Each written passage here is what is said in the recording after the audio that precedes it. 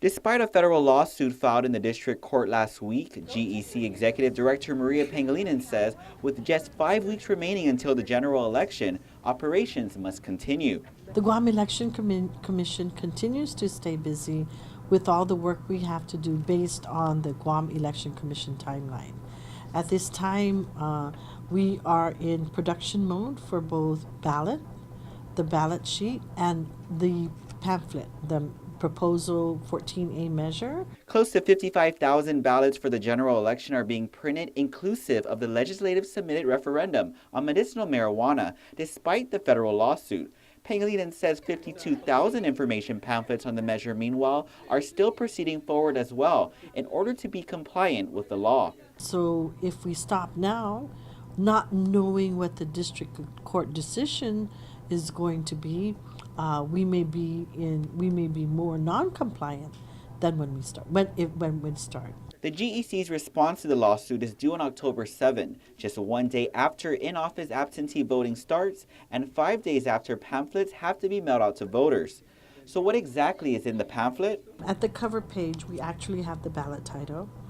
And then the next page is the analysis that was approved by the commission, and then followed by that is the argument for the measure given by Senator Tina Muñoz Barnes and Senator Yamashita.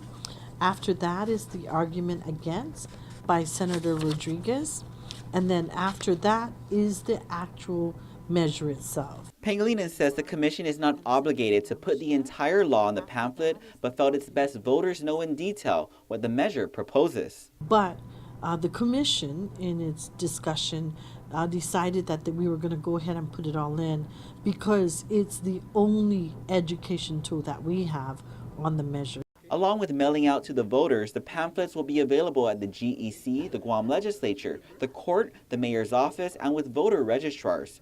In the meantime, whatever decision the district court makes, Pangilinan says the pamphlet will be beneficial to voters. The intent of the pamphlet for any measure is for that so that voters can get objective information as to what the measure is all about, and that's how it's set up. Meanwhile, this Friday, the Guam Election Commission is set to mail out 52,000 of these informational pamphlets on the medicinal marijuana measure. Reporting for Guam's News Network, I'm Ken Quintaniza.